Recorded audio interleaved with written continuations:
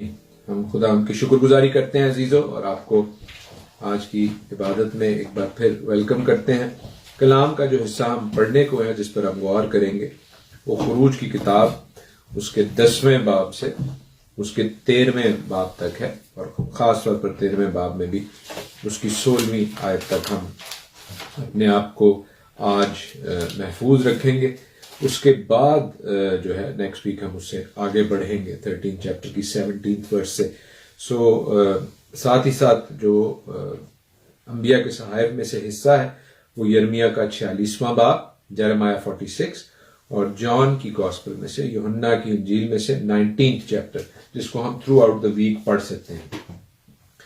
But हम start करते हैं खुरूज यानी एक्सोडस उसके चैप्टर 10 से, जहां पर उसकी फर्स्ट 2 वर्सेस में लिखा है, पहली 2 आयत में।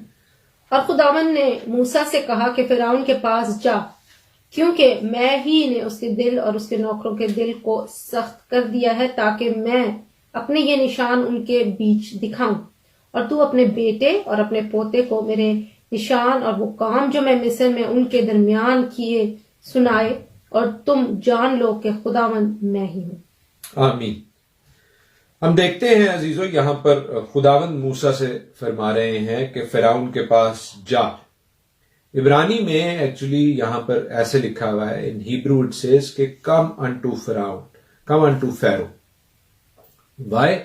Because God is already there. खुदा पहले से वहां पर मौजूद है, और खुदावंद मूसा और हारून को वहां पर बुला रहे हैं। और अजीजों, आपकी जिंदगियों में भी अगर ऐसी सिचुएशन है जहां पर आपको किसी फिरौन का मुकाबला सामना करना पड़ रहा है, तो उस सिचुएशन में खुदावंद यहोवा खुदा आपसे पहले मौजूद है, और अगर आपकी कॉलिंग है किसी जगह पर जाने की, तो खुदावंद वहां पर पहले है और आपको बुला रहा है। और फिर वो इंपॉर्टेंट बात जिसके हवाले से गुज़श्ता हफ्ते मैंने जिक्र किया, आज का हिब्रू वर्ड भी वही है, खजाक यानी स्ट्रेंथन करना। तो खुदावंद कह रहे हैं कि मैंने फिरौन के दिल को स्ट्रेंथन किया है, मजबूत किया है कि वो मार ना जाए, बल्कि अपना फैसला खुद ले, उसको भी और उसके नौकरों को दिल को भी। उर्दू में हमें ये इसलिए क्लियर नहीं होता क्योंकि उर्दू में हमने एक ही वर्ड यूज कर दिया है यहां पर कि उसके दिलों को सख्त कर दिया, हालांकि खुदा उसके दिल को मजबूत कर रहे हैं। मजबूत में और सख्त में थोड़ा सा फर्क है। हिब्रू में ये मजबूत है, और इसी वजह से जो फिरौन अपने दिल को सख्त कर रहा है वो हिब्रू वर्ड है कावोत का, जिसका मतलब है कि वो अपने दिल को हार्डन कर रहा है, सख्त कर रहा है, जबकि खुदावंद उसके दिल को मजबूत कर रहे हैं। खुदावंद उसके दिल को खजाक कर रहे हैं ताकि वो मर ना जाए, वो अपनी मर्जी से अपना फैसला ले, उसकी मर्जी आजाद रहे, वो इन आफात से मगलूब होकर मर ना जाए और कहे जी खुदावंद ने मुझे मार दिया, बल्कि वो अपने एक्शंस की, अपनी जो वो फैसले लेता है उनकी बुनियाद पर उसकी साथ फैसला किया जाए। सो हम देखते हैं कि किस तरह जो ये उसके साथ वाकयात हो रहे हैं। और याद रखें कि अभी फोड़े और फफोले और ओले हो चुके हैं, और 10वें बाब में हम देख रहे हैं कि टिड्डियां भी आने वाली हैं। टिड्डियां जो है वो 8वीं आफत थी, उसके बाद तारीकी की आफत है जो 9वीं आफत है, और फिर पैलोठों का मर जाना जो कि 10वीं आफत है। ये 10 प्लेग्स हैं, और ये बड़े एक सिस्टमैटिक तरीके से आते हैं। इसके हवाले से आज की इबादत में, आज के प्रोग्राम में हम जरूर आपको कुछ चीदा बातें, अहम बातें बताएंगे जो गालबन मैंने कुछ अर्सा पहले जिक्र की थी, लेकिन मैं फिर उनको दोहराए लूंगा। तो हम देखिए कि मूसा और हारून फिरौन के पास जाकर 3rd वर्स में, 10th चैप्टर की 3rd वर्स से आगे देखें। और मूसा और हारून ने फिरौन के पास जाकर उसे कहा कि खुदावंद इब्रानियों का खुदा यूं फरमाता है कि तू कब तक मेरे सामने नीचा बनने से इनकार करेगा? मेरे लोगों को जाने दे कि वो मेरी इबादत करें, वरना अगर तू मेरे लोगों को जाने ना देगा तो देख, कल मैं तेरे मुल्क में टिड्डियां ले आऊंगा, और वो जमीन की सतह को ऐसा ढांक लेंगी कि कोई जमीन को देखकर भी ना कह सकेगा, कोई जमीन को देख भी ना सकेगा, और तुम्हारा जो कुछ ओलों से बच रहा है वो उसे खा जाएंगी, और तुम्हारे जितने दरख्त मैदान में लगे हैं उनको भी चट कर जाएंगी, और वो तेरे और तेरे नौकरों बल्कि सब मिस्रियों के घरों में भर जाएंगी। और ऐसा तेरे आबा अजदाद ने जब से वो पैदा हुए इस वक्त से आज तक नहीं देखा होगा। वो लौट कर फिरौन के पास से चला गया। आमीन। सो हम देखते हैं अजीजों कि किस तरह खुदावंद उसको ये ऑप्शन देते हैं मूसा की बनिस्बत कि मेरे लोगों को जाने दे कि वो मेरी इबादत करें, मेरे लिए ईद मनाए। क्योंकि हम इसके हवाले से 9वीं आयत में देखते हैं 9th वर्स में कि मूसा ने कहा कि हम अपने जवानों और बुढ़ों और अपने बेटों और बेटियों और अपनी भेड़ बकरियों और अपने गाय बैलों समेत जाएंगे, क्योंकि हमको खुदावंद अपने खुदा की ईद करनी है। कई दफा लोग खुदावंद की ईद को नए कपड़ों का या कोई और खानों का जो है वो एक त्यौहार समझते हैं, जबकि खुदावंद की ईद जो है वो खुदावंद के साथ वक्त गुजारना, खुदावंद की इबादत का दूसरा नाम है। और ये बात खुदावंद की जरूरत है और उसके लोगों की भी जरूरत है ताकि वो गुलामी से आजादी की तरफ जाएं। ईद मनाना खुदावंद के कॉल के मुताबिक, खुदावंद के हुक्म के मुताबिक वो गुलामी से आजादी का पैगाम है। और बहुत से लोग गुलामी में रुके रहना चाहते हैं, इसलिए वो खुदावंद की ईदों से, खुदावंद की इबादत से इनकार करते हैं। ताहम हम 7वीं आयत और 8वीं आयत में पढ़ते हैं 7th and 8th verse of Exodus 10। तब फिरौन के नौकर फिरौन से कहने लगे कि ये शख्स कब तक हमारे लिए फंदा बना रहेगा, इन लोगों को जाने दे ताकि वो खुदावंद अपने खुदा की इबादत करे। क्या तुझे खबर नहीं कि मिस्र बर्बाद हो गया? तब मूसा और हारून फिरौन के पास फिर बुला लिए गए और उसने उनको कहा, जाओ और खुदावंद अपने खुदा की इबादत करो। पर वो कौन कौन हैं जो जाएंगे? वो कौन कौन है जो जाएंगे? पहले तो ये देखें कि ऐसी सिचुएशन हो गई है कि फिरौन के नौकर जो हैं वो एडवाइस कर रहे हैं फिरौन को। वो जो अपने आप को खुदा समझता था, आज उसके नौकर उसको एडवाइस कर रहे हैं कि मुल्क का हाल खराब हो गया है, प्लीज इस बंदे को, इस कौम को जाने दो। और हम देखते हैं मुख्तलिफ ममालिक में और खास तौर पर पाको हिंद में हालात आज भी ऐसे ही हैं कि वहां पर भी चीजें खराब से खराब तर होती जा रही हैं, लेकिन हुक्मरानों को हकायक का, रियलिटीज का इल्म नहीं होता, क्योंकि वो रियलिटी से, हकायक से, जो स्ट्रीट के ऊपर स्ट्रीट रियलिटी है उससे दूर होते हैं। जब मूसा ने उसे बताया कि हम अपने खुदा की ईद सब लोगों के साथ करना चाहते हैं, तो 10वीं आयत में लिखा है 10th verse of 10th chapter में, तब उसने उनको कहा कि खुदावंद ही तुम्हारे साथ रहे, मैं तो जरूर ही तुमको बच्चों समेत जाने दूंगा, खबरदार हो जाओ, इसमें तुम्हारी खराबी है। नहीं, ऐसा नहीं होने पाएगा। सो तुम मर्द ही मत जाकर खुदावंद की इबादत करो, क्योंकि तुम यही चाहते थे। और वो फिरौन के पास से निकाल दिए गए। सो फिरौन मूसा को यह जवाब देता है कि ना तुम्हारे बच्चे जाएंगे, ना तुम्हारे खानदान जाएंगे, सिर्फ मर्द जाकर खुदावंद की ईद मना लो, क्योंकि फिरौन उसके बच्चों को, उसके खानदानों को अपने कब्जे में करना चाहता है। अजीजों, देखिए कैसी एक एनालॉजी है, कैसा एक रिलेशनशिप है आज के हमारे हालात के साथ, कि खुदावंद का बंदा मूसा खुदावंद की कौम को बच्चों, खानदानों समेत खुदावंद की इबादत के लिए, उसकी ईद मनाने के लिए लेकर जाना चाह रहा है, लेकिन इब्लीस का फर्जंद फिरौन जो है वो बच्चों को और खानदानों को ईद मनाने से, खुदावंद के पास जाने से रोक रहा है। क्यों? क्योंकि वो चाहता है कि बच्चे जो हैं, आगे आने वाले खानदान जो हैं, वो खुदावंद से, खुदावंद की इबादत से, खुदावंद की ईदों से दूर हो जाए। और ये बात नामुमकिन नहीं कि आज भी इब्लीस किसी न किसी फिरौन के जरिए से, किसी न किसी इब्लीसी फर्जंद के जरिए से खुदावंद के लोगों को, उनके खानदानों को, उनके बच्चों को टारगेट कर रहा है। अक्सर औकात बच्चों को लोग ऐसी जगहों पर नहीं लेकर जाते जहां पर कलाम हो रहा हो कि जी वो बोर हो जाते हैं, या बच्चे बैठ नहीं सकते, या बच्चे दुआ नहीं कर सकते जी इतनी देर। अक्सर लोग हमसे भी पूछते हैं कि आपके बच्चे किस तरह इतनी देर दुआ में बैठ जाते हैं, हमारे बच्चे तो नहीं बैठते हैं दुआ में। इसलिए कि इब्लीसी फिरौन और उसकी जो बुरी रूह है वो आज भी बच्चों के बरखिलाफ काम करती है, ताकि वो खुदावंद से, खुदावंद की इबादत से, खुदावंद की ईदों से दूर रहे। और इसी तरह बिल आखिर खानदान जो हैं, जो नेक्स्ट जनरेशन्स हैं, आने वाली नस्लें हैं, वो खुदा से, यहोवा खुदा से, बाइबल के खुदा से दूर हो जाती हैं। फिरौन ने उन्हें एक कॉम्प्रोमाइज की सिचुएशन दी। फिरौन ने उन्हें एक ऐसी दरमियानी रास्ता दिया कि तुम मर्द चले जाओ, खानदानों को रहने दो। कुछ लोग ईद मना लें, कुछ लोग ईद ना मनाएं, मिली जुली भीड़ चली जाए, कोई दरमियानी रास्ता निकाल लो।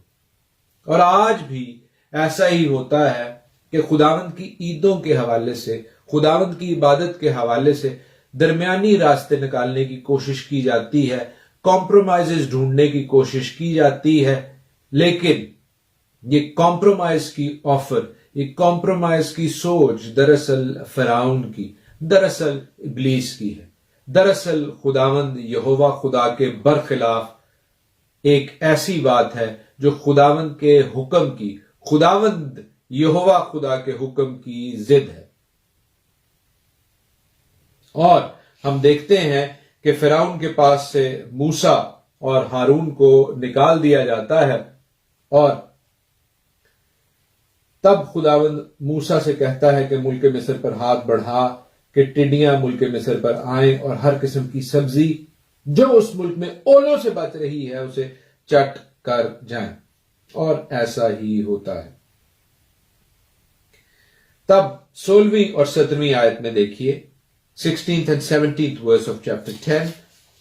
तब फिरौन ने जल्द मूसा और हारून को बुलवाकर कहा कि मैं खुदावंद तुम्हारे खुदा का और तुम्हारा गुनाहगार हूँ, सो फकत इस बार मेरा गुनाह बख्शो और खुदावंद अपने खुदा से शिफायत करो कि वो सिर्फ इस मौत को मुझसे दूर कर दे। सिर्फ इस दफा मेरा गुनाह बख्शो। वो हर दफा ऐसे ही करता था, गुनाह बख्शवाता था, फिर वो अपने दिल को सख्त कर लेता था, हार्डन कर लेता था। और हम देखते हैं कि अभी भी ऐसा ही हो रहा है। अभी जो प्रॉब्लम आई है, उस प्रॉब्लम की वजह से वो खुदावंद के आगे वक्ती तौर पर, टेम्परेरली वो अपने आप को आजिज करता है।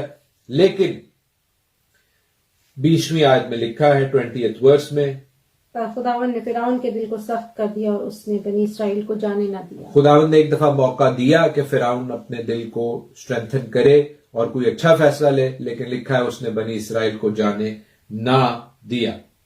और इसके बाद तारीकी आती है, तारीकी जो कि 9वीं आफत है, 9th प्रॉब्लम है। याद रखिए, ये सारी जो आफात हैं, ये सारी जो प्रॉब्लम्स हैं, प्लेग्स हैं, ये उन 3 जो फिरौन ने सवाल किए थे, खुदावंद ने जब मूसा और हारून को भेजा। 5वें बाब में मेरे साथ देखिए, कुरूज उसका 5वां बाब, एक्सोडस चैप्टर 5, जहां पर मूसा और हारून फर्स्ट टाइम जाते हैं और फिरौन को कहते हैं कि मेरे लोगों को जाने दे। पहली आयत में लिखा है, मेरे लोगों को जाने दे कि वो बियाबान में मेरे लिए ईद करें। फिरौन ने कहा खुदावंद कौन है? फिरौन खुदावंद की एग्जिस्टेंस को, उसकी पर्सनैलिटी को चैलेंज करता है कि कौन है वो, मैं तो उसको नहीं जानता, और मैं खुदावंद को नहीं जानता, और मैं बनी इसराइल को जाने भी नहीं दूंगा। तो वो खुदावंद की हैसियत को, उसकी प्रोविडेंस को, उसकी ओमनिपोटेंस को चैलेंज करता है। 3 बातों में खुदावंद को चैलेंज करता है। और ये जो आफात आई हैं, ये इन्हीं 3 सेट्स में आई हैं। पहली, दूसरी और तीसरी आफत जो खून की, मेंढक की और जुओं की थी, वो उसके पहले एतराज के हवाले से थी। चौथी जो मच्छरों की, 5वीं जो मवेशी मरे, और 6ठी जो फोड़ों और फफोलों की थी, वो उसके दूसरे जो क्वेश्चन, उसका दूसरा जो आर्गुमेंट था, उसको नलीफाई करने के लिए खुदावंद ने जवाब दिया।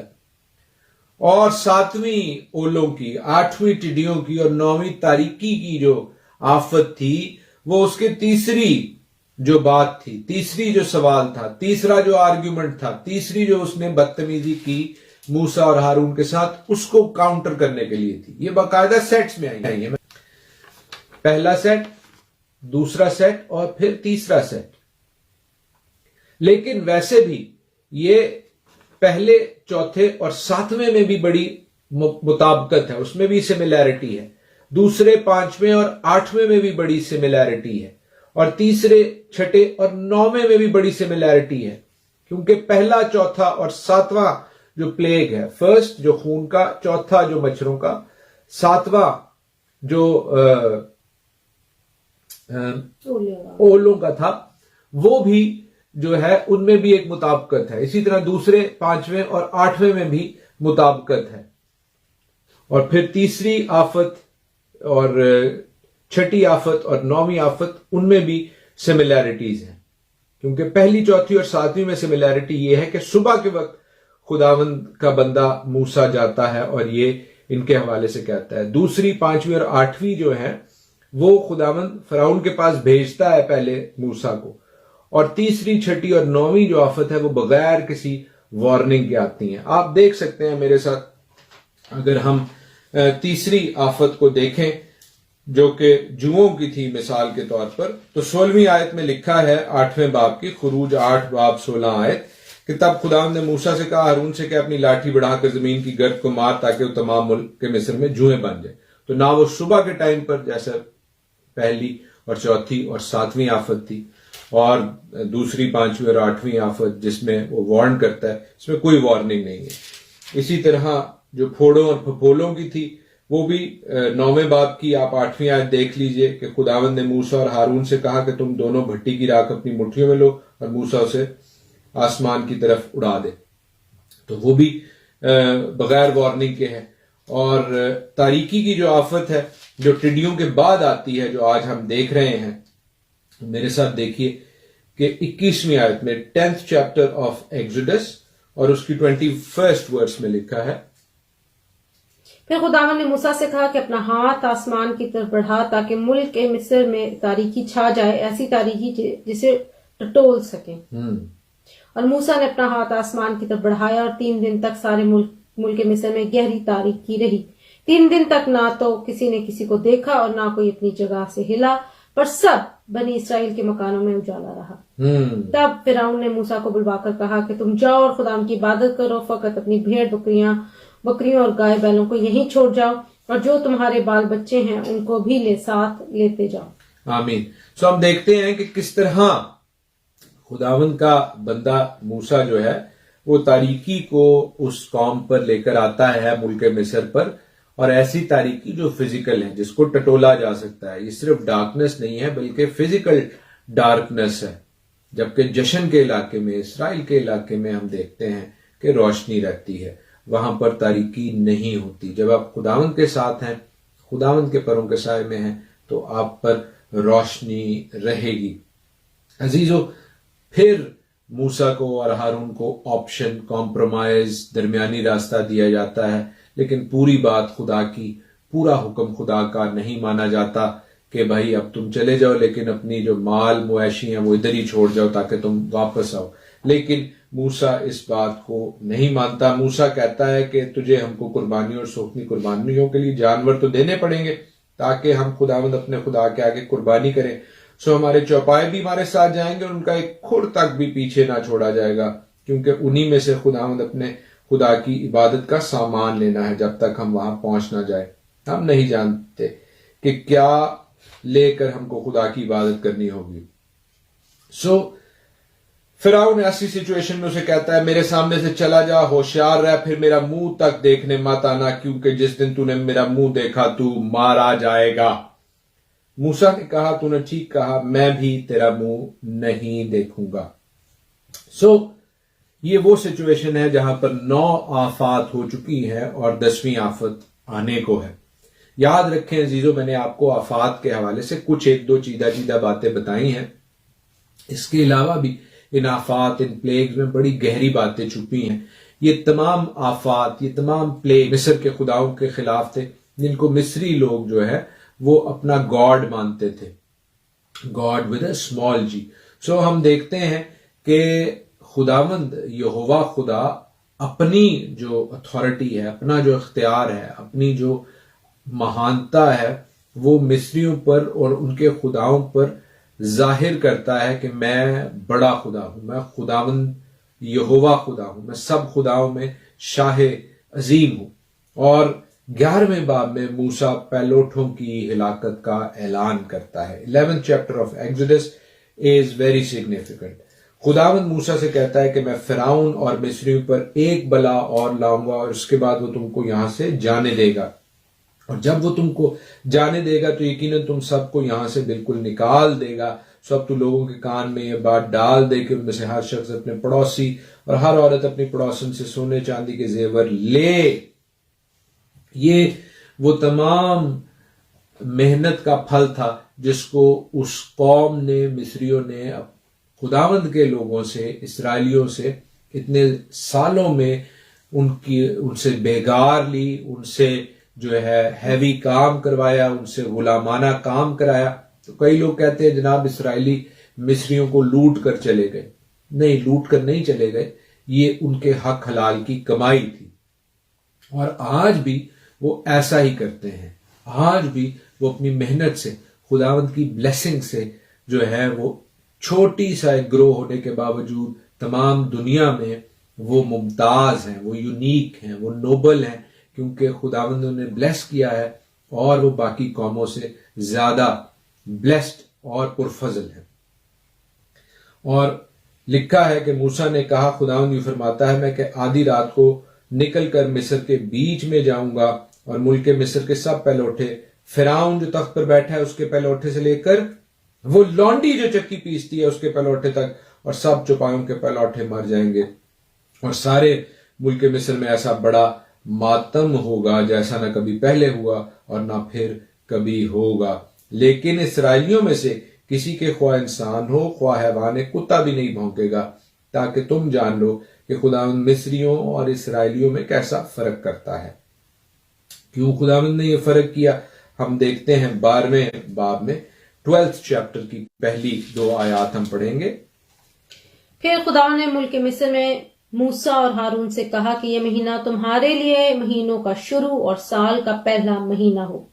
बस इसराइलियों की सारी जमात से ये कह दो कि इसी महीने के 10वें दिन हर शख्स अपने आबाई खानदान के मुताबिक घर पीछे एक बर्रा ले, और अगर किसी के घराने में बर्रा खाने के लिए आदमी कम हो तो वो और उसका हमसाया और जो उसके घर के बराबर रहता हो दोनों मिलकर नफरी के शुमार के मुआफिक बर्रा रखे। तुम हर एक आदमी के खाने की मिकदार के मुताबिक बर्रे का हिसाब लगाना और उसे महीने की 14वीं तक रख छोड़ना। इसराइल के कबीलों की सारी जमात शाइम को उसे जबा करे और थोड़ा सा खून लेकर जिन घरों में उसे खाएं उसके दरवाजों के दोनों बाजू और ऊपर की चौखट पर लगा दे। उसके गोश्त को उसी रात आग पर भून कर बेखमीरी रोटी और कड़वे साग पात के साथ खा ले। बहुत सी अहम बातें जिनके हवाले से जिक्र हो सकता है, हम सीख सकते हैं, लेकिन अजीजों क्या हो रहा है कि खुदावंद अभी भी उस लैम को जो कि उनका यानी मिस्रियों का एक गॉड था, आप देखते हैं उनके जो स्ट्रक्चर है हॉरोस्कोप में भी आप देखते हैं कि ये जो मार्च अप्रैल का टाइम होता है इसमें उनका एरीज लैम गॉड है। और खुदावंद कह रहे हैं कि उस गॉड को तुम जबा करो, और ना सिर्फ जबा करो बल्कि उसे भून कर खाओ। जब आप भूनते हैं किसी चीज को, बारबेक्यू करते हैं, तो उसकी खुशबू, उसका धुआं दूर दूर तक जाता है। तो खुदावंद जो है ना सिर्फ उनके उस खुदा को जबा करने की बात कर रहे हैं, बल्कि एक और हुक्म दे रहे हैं कि वो बर्रा जो है उसके लहू को जो है आप अपने दरवाजों की चौखटों पर लगाएं। क्यों चौखटों पर लगाएं? ताकि जब खुदावंद जाएं उस रात को पैलोठों को मारने, तो इसराइल के उन घरानों पर जहां पर जिन दरवाजों पर, जिन जगहों पर ये लहू देखें, निशान देखें, फसा मनाई जा रही। फसा क्यों मनाई जाती थी? इस हुक्म की वजह से कि खुदावंद के लोग आजादी में जा रहे हैं। कई लोग कहते हैं कि फसा मनाना, पास ओवर करना, ये तो पुरानी बातें हैं, ये तो गुलामी की बातें हैं। दर हकीकत ये गुलामी की नहीं बल्कि आजादी की बात है। ये आजादी का निशान है फसा, और खुदावंद की फर्माबरदारी का निशान है। क्या खुदावंद जब मिस्रियों को मार रहा था और इसराइलियों को छोड़ रहा था, तो क्या ये खून जो है उसकी वजह से खुदावंद छोड़ रहा था? खुदावंद को नहीं पता था कि इसराइली कौन से हैं? क्या यहोवा खुदा जो है उसका इल्म महदूद है या लामहदूद है? ऑफ कोर्स लामहदूद है। उसको पता था कि इसराइली कौन से हैं, वो बगैर उन्हें कहे हुए भी बचा सकता था। लेकिन लहू लगाना फर्माबरदारी का निशान है, ओबीडियंस का निशान है। अगर हम कहें कि जी खुदावन नूं साडे दिल दा पता है, बस ठीक है असीं कर लईए इबादत, खा भी लिया है, लेकिन लहू नहीं लगाना हमने, तो फिर आप उसकी हुक्मदुली कर रहे हैं। खुदावंद का जीपीएस कमजोर नहीं है कि उसको नहीं पता कि यह घराना मिस्रियों का था या इसराइलियों का था, लेकिन लहू लगाना इसराइली कौम के लिए जरूरी है कि वो फर्माबरदारी में आए, वो ओबीडियंस में आए। कोई भी शख्स, कोई भी कौम खुदावंद के हुक्म से बड़ी नहीं है। और अगर खुदावंद का हुक्म है कि आप लहू लगाएं, फसा मनाएं, ताकि आप जिंदा रहें, ताकि आप खुदावंद के लोग कंसिडर किए जाएं, ताकि आप गुलामी से निकलें, ताकि आप अबदी जिंदगी में दाखिल हो, तो अजीजो फर्माबरदारी जो है वो खुदा के लिए नहीं बल्कि आपके लिए, आपकी निजात के लिए, आपकी मखलसी के लिए, आपकी जिंदगी के लिए जरूरी है। दिल तो खुदावंद को पता ही है, लेकिन जैसे बुजुर्ग याकूब कहते हैं कि ईमान बगैर एमाल के मुर्दा है। सो ईमान एमाल के साथ मिलकर कामिल होता है।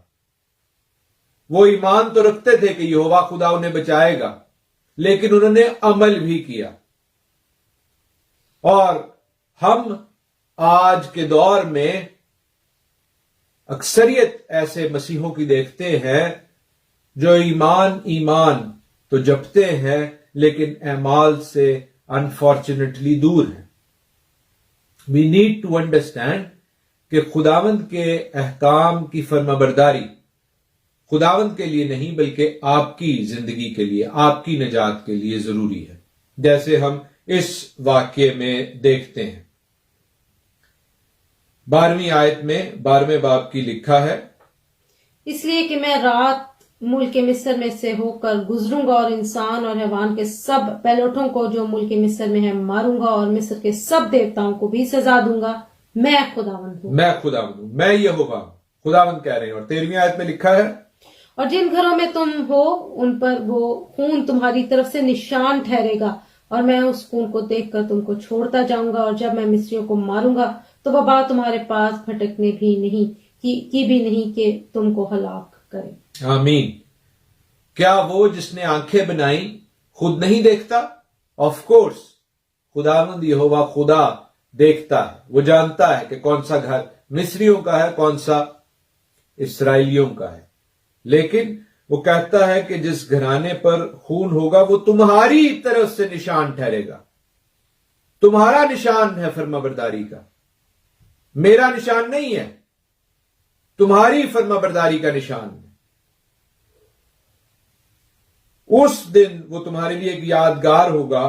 उसको खुदावंद की ईद का दिन समझकर मानना। तुम उसे हमेशा की रस्म करके उस दिन को नस्ल दर नस्ल ईद का दिन मानना। हम खुदावंद की शुक्रगुजारी करते हैं अजीजों कि खुदावंद हमें ये मौके देता है कि हम उसके कलाम को जानें, उसे समझें और उस पर गौर करें। और यही पहली फसा थी। याद रखें कि खुदावंद ने इस कौम को सबसे पहले इस चैप्टर में 12वें बाब की पहली आयत में कहा है, दूसरी आयत में, कि यह महीना तुम्हारे लिए महीनों का शुरू और साल का पहला महीना हो। खुदावंद ने उनको अपना टाइम दिया, जो उनका टाइम है खुदावंद के मुताबिक, क्योंकि वो गुलाम थे।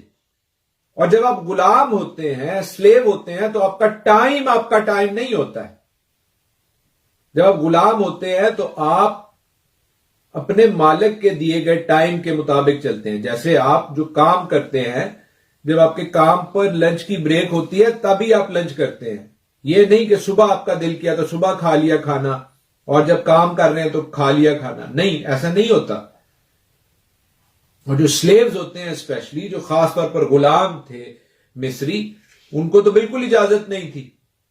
तो खुदावंद जब उन्हें आजादी का, फसा का ये पैगाम दे रहे हैं 12वें बाब में, तो उनको उनका टाइम दे रहे हैं जो खुदा की तरफ से। एंड वी मस्ट अंडरस्टैंड, हमें जरूर है इस बात को समझने की कि हम खुदावंद के कैलेंडर को समझें। बेशक हम इस दुनिया में रहते हैं, हम दुनिया के कैलेंडर्स को, दुनिया के टाइम्स को मानते हैं, उन पर चलते हैं, क्योंकि वो हमारी जॉब्स के लिए, हमारी दुनिया के रोजगार के लिए, हमारे दुनिया के मामूलात के लिए जरूरी है, उनसे इनकार नहीं है। लेकिन वो इल्हामी नहीं है। जो खुदा का कैलेंडर है, जो खुदा के टाइम्स हैं, हमें उन्हें भी समझने की जरूरत है, हमें उन पर भी ध्यान लगाने की जरूरत है, जिसको इब्लीस ने, फिरौन ने और उन जैसों ने हमसे, हमारे बच्चों से दूर कर दिया है। याद रखें कि खुदावंद मुझे और आपको ये मौके देता है कि हम उसके लिए ईद मनाएं, उसकी इबादत करें, और सिर्फ खुद नहीं बल्कि अपने खानदानों, अपने बच्चों समेत खुदावंद के हुजूर आए। ऐसा करने के लिए खुदावंद के हुजूर उसकी पाक रूह को मांगे ताकि हम बहैसियत खानदान बचाए जाएं। खुदावंद आपको बरकत बख्शे, आमीन। भेष बदला क्या हुआ, दिल का बदलना चाहिए।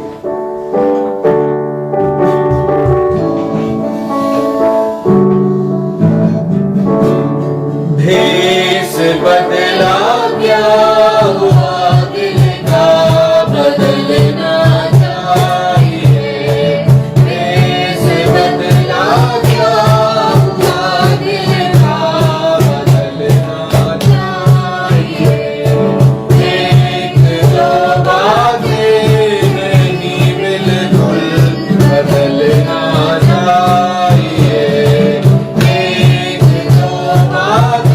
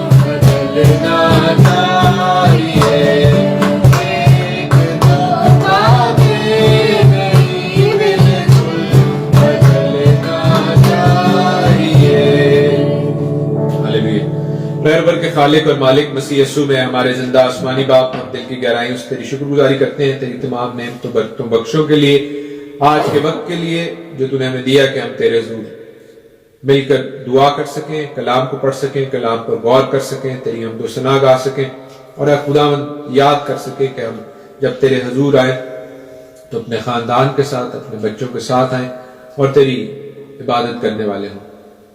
खुदावंद हमें अपने आइन अहकाम को, अपनी ईदों को, अपनी इबादत को करने का फजल बख्श, और खुदावंद हर तरह के फिरौन, हर तरह के कॉम्प्रोमाइज से हमें बचा के रख, हमारे मुनज्जी मसीह यीशु नासरी के नाम में, आमीन।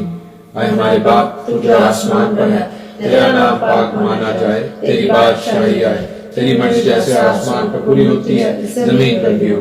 हमारे रोज की रोटी आज हमें बख्श दे, और जिससे हम अपने कर्जदारों को माफ करते हैं तू भी हमारे कर्ज हमें माफ कर, आज़माइश में ना पड़ने दे, बल्कि बुराई से बचा, क्योंकि बादशाही और कुदरत और जलाल हमेशा तेरे ही है, आमीन।